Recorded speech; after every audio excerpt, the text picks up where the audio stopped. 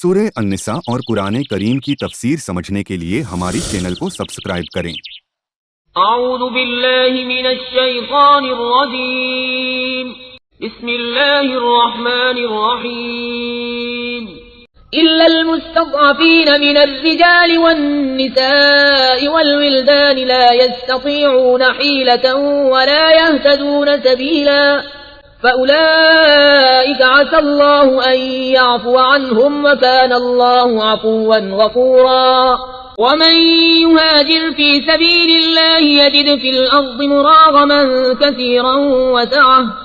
ومن يخرج من بيته مهاجرا إلى الله ورسوله ثم يدركه الموت فقد وقع أجره على الله وكان الله غفورا رحيما۔ کہ اللہ رب العزت ارشاد فرماتا ہے مگر وہ مجبور مرد اور عورتیں اور بچے جو نہ تو کوئی تدبیر کرنے کی طاقت رکھتے ہو اور نہ راستہ جانتے ہو تو عن قریب اللہ ان لوگوں سے درگزر فرمائے گا اور اللہ معاف فرمانے والا بخشنے والا ہے۔ یعنی جب ہجرت واجب ہو جائے کہ جہاں دین پر عمل کرنا لوگوں کے لیے دشوار ہو تو پھر ایسی جگہ سے دوسری جگہ منتقل ہونا یہ واجب ہو جاتا ہے تاکہ دین پر آپ آسانی کے ساتھ عمل کر سکیں۔ مگر یہاں بات ہو رہی ہے وہ مجبور مرد، وہ مجبور عورتیں اور بچے جو نہ تو کوئی تدبیر کرنے کی طاقت رکھتے ہو اور نہ راستہ جانتے ہو تو عن قریب اللہ ان لوگوں سے درگزر فرمائے گا اور اللہ بخشنے والا معاف فرمانے والا ہے۔ تو یہاں ان مجبور مرد اور عورتوں کا بیان ہے کہ جب ہجرت واجب ہو جائے تو پھر ان مجبور لوگوں کا کیا؟ تو اس آیت میں اور اس کے بعد والی آیت کا خلاصہ یہ ہے کہ وہ مجبور مرد اور عورتیں اور بچے جو نہ ہجرت کرنے کی طاقت رکھتے ہوں اور نہ ان کے پاس اخراجات ہوں اور نہ ہی وہ ہجرت گاہ کا راستہ جانتے ہوں، یعنی نہ تو وہ کوئی ایسی تدبیر بنا سکتے ہیں کہ جس کی وجہ سے وہ اس جگہ کو چھوڑ کر دوسری جگہ منتقل ہو جائے، نہ تو کوئی ایسے اسباب ہیں ان کے پاس، نہ تو وہ راستہ جانتے ہیں اور نہ ہی ان کے پاس کوئی اخراجات ہیں کہ جس کی وجہ سے وہ یہ جگہ چھوڑ کر کسی دوسری جگہ منتقل ہو جائے۔ تو جو مجبور ہیں، بچے ہیں، عورتیں ہیں، مرد ہیں، ان کی بات ہو رہی ہے کہ جن کے پاس نہ تو اخراجات ہو اور نہ ہی وہ ہجرت گاہ کا راستہ جانتے ہوں، تو ایسے عاجز اور مجبور لوگ ہجرت نہ کرنے پر قابل گرفت نہیں۔ اگرچہ ہجرت واجب ہو جائے کہ جہاں دین پر عمل نہ کرنا یعنی عمل کرنے میں دشواری ہو، عمل کرنے میں مجبور ہو کہ عمل نہ کرنے پر لوگ مجبور ہو، تو پھر ہجرت تو واجب ہو جاتی ہے کہ جہاں دین پر عمل کرنا آپ کے لیے آسان ہو اس جگہ جانا آپ کے لیے واجب ہے، ہجرت دوسری جگہ چلے جانا، منتقل ہو جانا۔ مگر وہ لوگ جو نہ تو راستہ چلنے کی طاقت رکھتے ہو، نہ ہجرت کرنے کی کوئی تدبیر جانتے ہو، نہ راستہ جانتے ہو، جو مجبور ہو، تو پھر ایسے لوگوں کے بارے میں ہے کہ ان کی پھر اللہ رب العزت کے یہاں گرفت نہیں ہوگی۔ اگر وہ ہجرت نہ بھی کرے تو اللہ کے یہاں گرفت نہیں ہوگی۔ ان قریب اللہ تعالیٰ ان لوگوں سے درگزر فرمائے گا اور اللہ تعالیٰ کی یہ شان ہے کہ وہ معاف فرمانے والا اور بخشنے والا ہے۔ آگے اللہ نے ارشاد فرمایا آیت نمبر 100 کے اندر کہ اور جو اللہ کی راہ میں ہجرت کرے تو وہ زمین میں بہت جگہ اور گنجائش پائے گا۔ یعنی جو یہ تو مجبور لوگ ہیں جو ہجرت نہیں کر سکتے، مگر جو ہجرت کر سکتا ہے اور وہ جو ہجرت کر جائے تو جو اللہ کی راہ میں ہجرت کرے، اللہ کی راہ میں یعنی اللہ کے دین کے لیے یا دین پر عمل کرنے کے لیے یا دین کی بقا کے لیے اللہ کی راہ میں جو بھی ہجرت کرے تو وہ زمین میں بہت جگہ اور گنجائش پائے گا، اور جو اپنے گھر سے اللہ اور رسول کی طرف ہجرت کرتے ہوا نکلا پھر اسے موت نے آ لیا تو اس کا ثواب اللہ کے ذمہ پر ہو گیا اور اللہ بخشنے والا مہربان ہے۔ یعنی جس نے اللہ اور اس کے رسول کی رضا کے لیے ہجرت کی، نیت کی اور نکلا ہی تھا کہ موت آ گئی، ابھی ہجرت اس کی مکمل نہیں ہوئی مگر نیت کر کے نکلا ہی تھا کہ موت آ گئی، تو اب اس کا ہجرت کرنے کا ثواب اللہ رب العزت کے ذمہ کرم پر ہے، یعنی اسے پورا ثواب مل جاتا ہے۔ جو ایک اللہ کے دین کے لیے ہجرت کرنے والا ایک جگہ کو چھوڑ کر دوسری جگہ جانے کا جو اجر و ثواب اسے ملتا ہے، یہاں اس نیت کرنے والے کو بھی اللہ رب العزت پورا ثواب عطا فرماتا ہے۔ اب یہ جو آیت کریمہ ہے اس کا شان نزول یہاں جو بیان کیا گیا وہ یہ ہے کہ اس سے پہلی آیت جب نازل ہوئی تو حضرت جندع بن زمرہ اللیثی للیثی رضی اللہ تعالی عنہ نے اسے سنا. یہ بہت بوڑھے شخص تھے،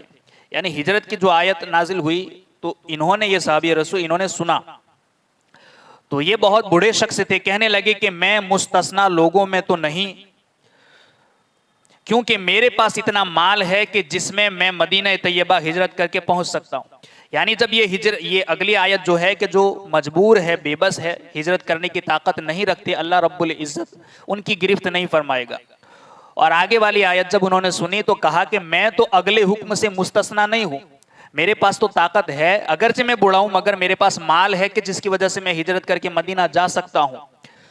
تو میں تو اس حکم سے مستثنا نہیں ہوں،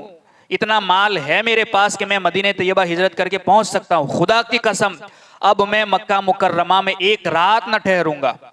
مجھے لے چلو. چنانچہ ان کو چارپائی پر لے کر چلے. یعنی اتنے بوڑھے تھے، ضعیف تھے کہ خود چل بھی نہیں سکتے تھے. انہوں نے کہا مجھے لے چلو. چنانچہ ان کو چارپائی پر لے کر چلے، لیکن مکہ مکرمہ کے بالکل قریب ہی مقام تنعیم میں آ کر ان کا انتقال ہو گیا. مقام تنعیم یعنی کہ جو حدود حرم ہے،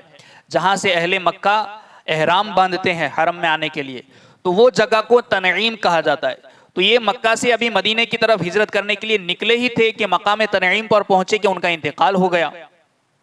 آخری وقت انہوں نے اپنا دایاں ہاتھ بائیں ہاتھ پر رکھا اور کہا یا رب عز و جل، یہ تیرا ہے اور یہ تیرے رسول کا ہے، میں اس چیز پر بیعت کرتا ہوں جس پر تیرے رسول نے بیعت لی ہے. یعنی اپنا ہاتھ دوسرے ہاتھ پر رکھ کر کہا کہ اللہ یہ تیرا ہاتھ ہے اور یہ تیرے رسول کا ہے، اور اس پر میں بیعت کرتا ہوں جس پر تیرے رسول نے بیعت لی ہے. سبحان اللہ. یہ خبر پا کر صحابہ کرام رضی اللہ تعالیٰ عنہم نے فرمایا کاش وہ مدینہ پہنچتے تو ان کا اجر کتنا بڑا ہوتا. اور مشرک ہنسنے لگے اور کہنے لگے کہ جب جس مطلب کے لیے نکلے تھے وہ نہ ملا تو اس پر یہ آیت کریمہ نازل ہوئی. یعنی کہ جو اللہ اور اس کے رسول کی رضا کے لیے اللہ کی راہ میں ہجرت کرے تو وہ زمین میں بہت جگہ گنجائش پائے گا. جو اپنے گھر سے اللہ اور اس کے رسول کی طرف ہجرت کرتے ہوئے نکلا اور پھر موت نے آ لیا تو اللہ رب العزت اس کا ثواب اس کے ذمہ کرم پر ہے. کہنے کا مطلب یہ ہے کہ یہ جو صحابی رسول ہجرت کی نیت سے نکلے تھے مگر مقام تنعیم ہی پر پہنچے تھے، ہجرت مکمل نہ ہوئی تھی کہ انہیں موت آ گئی، تو پھر مشرکین ان کا مذاق اڑاتے تھے کہ جس کام کے لیے نکلے تھے وہ تو مقصد پورا ہی نہ ہوا. اور صحابہ بھی اس طرح کی بات کرتے تھے کہ کاش وہ مدینہ پہنچ جاتے تو انہیں اللہ رب العزت کتنا بڑا اجر عطا فرماتا. تو یہاں اس وقت یہ آیت نازل ہوئی اور بتایا گیا کہ اگر کوئی اس نیت سے بھی نکلے کہ اللہ اور اس کے رسول کی طرف راہ میں ہجرت کرتے ہوئے نکلا اور بیچ ہی میں موت اس کو آ گئی تو اللہ رب العزت اس کے ثواب کو ضائع نہیں فرمائے گا بلکہ اس کو پورا ہجرت کرنے کا اجر و ثواب عطا فرمائے گا. یہ تو ہوئی اس آیت کریمہ کے شان نزول اور اس کی فضیلت کے بارے میں کہ ہجرت کرنے کی نیت سے اگر کوئی. یہاں ایک مسئلہ یہ بھی سمجھ میں آتا ہے کہ یہاں صرف ہجرت ہی کے متعلق یہ بات نہیں ہے کہ کسی نے نیت کی اور وہ کام پورا نہ کر سکا اور اللہ رب العزت اسے ثواب عطا فرماتا ہے. یہاں ہر نیک کام کی بات ہو رہی ہے کہ اگر کوئی انسان کوئی نیک کام کرنے کا ارادہ کرتا ہے مگر کسی وجہ سے یا کسی ایسے سبب کی وجہ سے وہ اس کام کو نہ کر پائے تو اللہ اسے اس کام کے کرنے کا ثواب ضرور عطا فرماتا ہے. یہ قرآن کے اندر اللہ نے اس آیت کے ذریعے یہی بتایا ہے کہ اگر کوئی اللہ اور اس کے رسول کی راہ میں نکلے اور بیچ ہی میں موت آ لے تو پھر اللہ کے ذمہ کرم پر ہے اس کا اجر دینا. تو اگر کوئی کسی بھی نیک کام کی نیت کرتا ہے اگرچہ وہ ظاہری اسباب پھر اسے مہیا نہ ہو جس کی وجہ سے وہ کام پورا کر سکے مگر اللہ اسے اس کا پورا اجر و ثواب عطا فرماتا ہے. اور ان کی عظمت و شان کو بہترین انداز میں بیان فرمایا کہ جو راہ خدا میں ہجرت کرے پھر اسے منزل تک پہنچنے سے پہلے موت آ جائے تو اس کا اجر اللہ کریم کے وعدے اور اس کے فضل و کرم سے اس کے ذمہ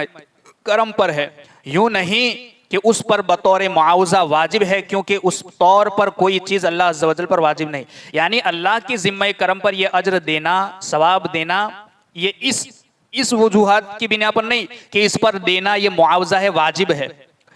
اللہ پر واجب نہیں ہے مگر یہ اس چیز کی وجہ سے کہ اللہ کے ذمہ کرم پر اس کے فضل و کرم سے اللہ اسے ضائع نہیں فرماتا.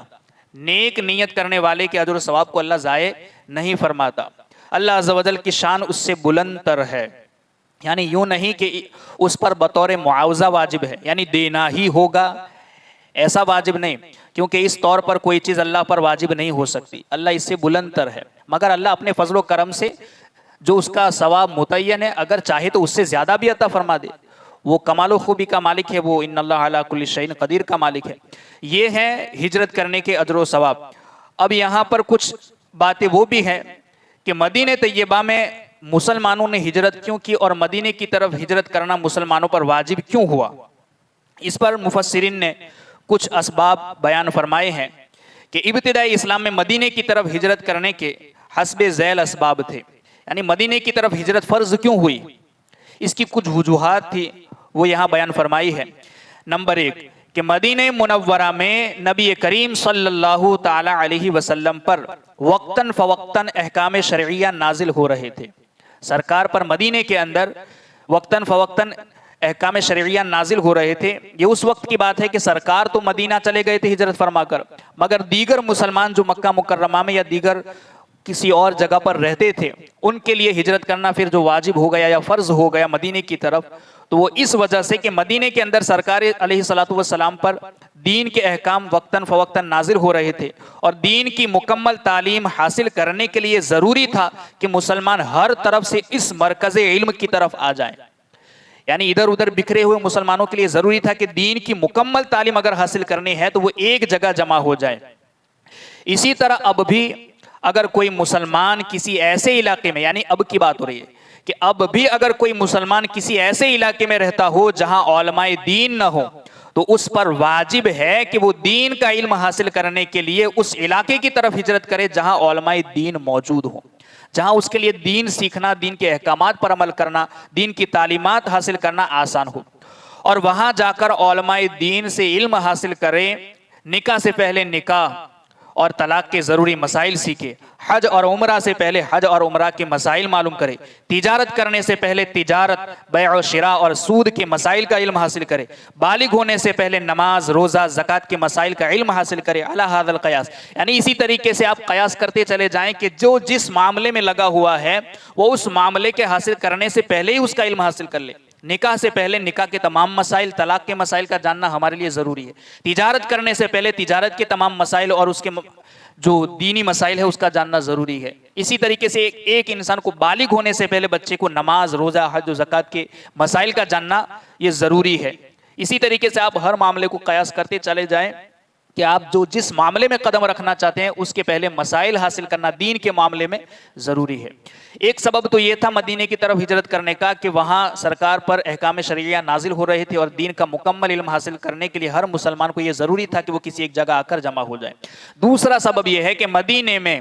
مسلمان آزادی سے احکام شرعیہ اور شعائر اسلام پر عمل کرتے تھے، جبکہ دوسری جگہ پر ایسا نہیں تھا. لوگ آزادی سے نماز نہیں پڑھ سکتے تھے،